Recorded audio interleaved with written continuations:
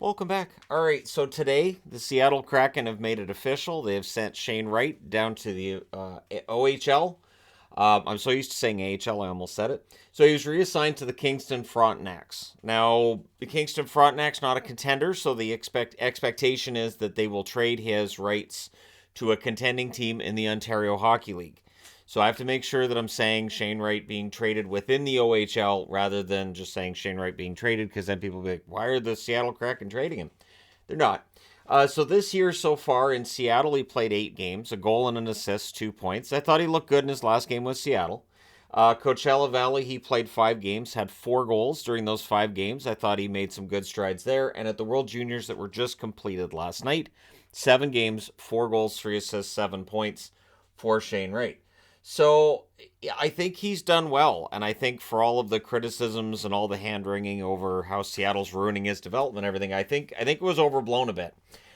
Shane Wright did lose some development time due to all the shutdowns that were going on with the CHL leagues. The OHL shut down for quite some time, and so there's some belief that that may have stunted some of his development, right?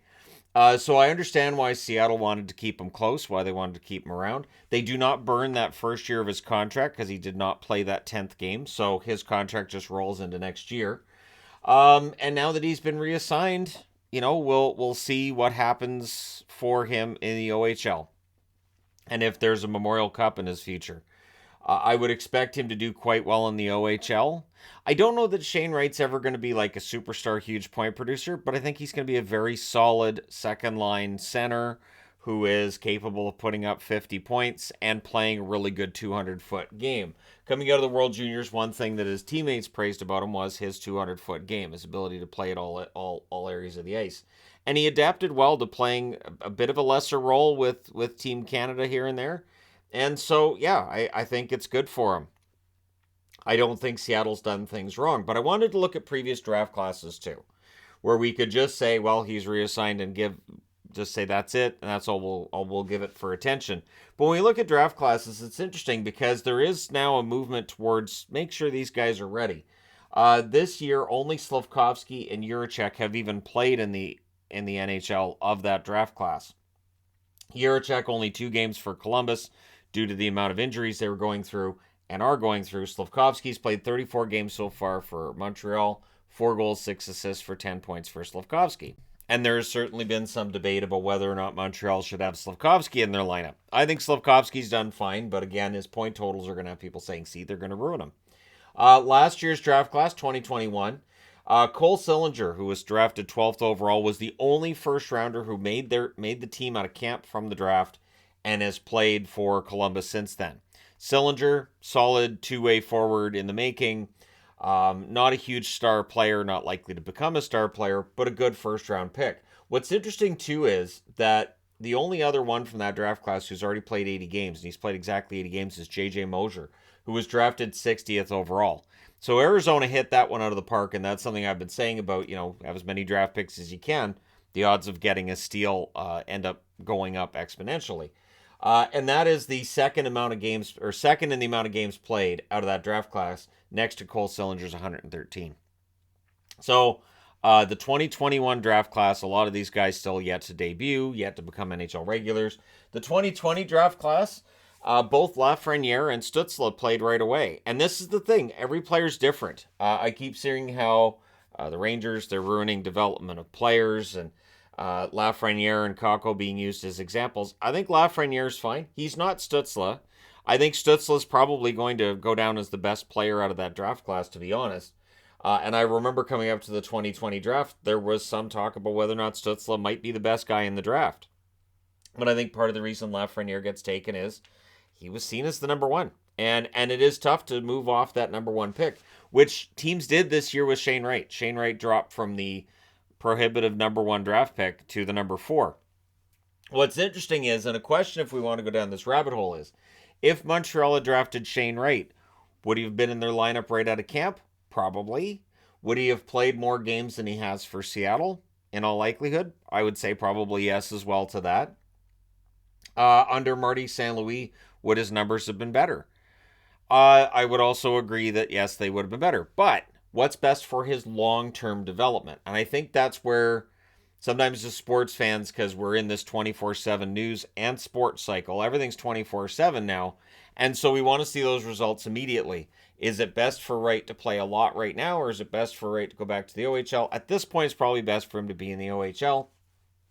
I think Seattle made the right call, but every player is different. And I don't think it's going to negatively impact Slafkovsky, but who knows? Maybe if Wright had been drafted by Montreal, he'd be having quite a good rookie season as well. That's the wonderful thing about alternate theories and alternate universes, and however else we want to look at it. We're stuck with the universe we got, so we can just speculate what might have happened in another. Now, the 2019 draft class, picks 1, 2, and 3 all stuck around right out of their draft. Jack Hughes, Kaapo Kakko, and Kirby Dach. What's interesting is Jack Hughes was seen as a flop out of the gate. You know, the guy's going to be a bust.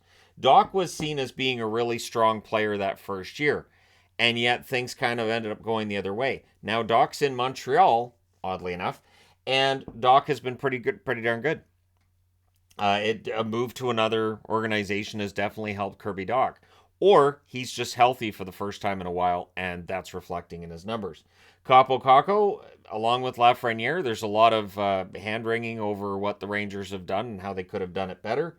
But I think Kakko is starting to show signs of becoming a really solid two-way forward. And I think that's something to keep in mind is, no, these guys aren't all going to become superstars. There's going to be guys who end up having a career that's not what's expected of them when they're drafted.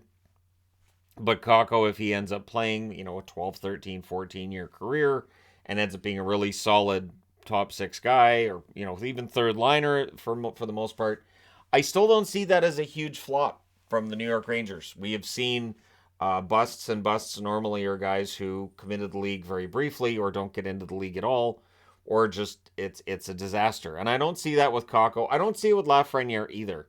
The 2018 draft class, this was as far back as I thought I needed to go because, you know, we're into 2023 now, so might as well look back 5 years. I know, time just flies, right? So out of the 2018 draft class, Dahlin, Svechnikov, Kotkaniemi, Tkachuk all made it out of the draft into the NHL. And what's interesting is that Rasmus Dahlin took him a little while, but he gets there.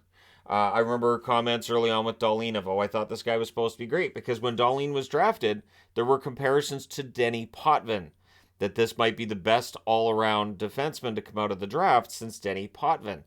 Like, highly rated prospect. You know, I'm not talking about, like, Nick Lidstrom was great and all that, and there were other ones that were great. But, yeah, that's the comparison that was out there. Svechnikov, of course, great offensive player. Brady Tkachuk is already the captain for the Ottawa Senators. And then you've got Kotkaniemi, which the criticism was that Montreal brought him into the league too quickly. Pretty much the same criticism that's going to get lobbied at them with Slafkovsky's numbers being low. Kotkaniemi, you know, of course, obviously gets poached by the Carolina Hurricanes, and we're still waiting on Kotkaniemi to become the player that I think is there. And then you get into the conversation of, is he not that player because Montreal put him into the lineup right away? And again, those are picks 1 through 4. It's picks 1 through 3 here. Picks number 1 and number 3 here. And then it's pick 12. Pick 1. Juracek was what? 8th? 8th overall, I believe. And Wright was 4th. But in terms of a regular, Slafkovsky, who was the number 1, the only one. Projected out of this year's draft, I don't see a way Bedard isn't in the NHL next year. But it will be interesting to see who drafts him and then how quickly we see people jump onto he's not developing very well. Because again, with the 24/7 sports news cycle that we have, the expectation is those results to come about immediately. And there's way too much criticism way too easily of players, whether it's forwards, defensemen, goaltenders, but even with prospects.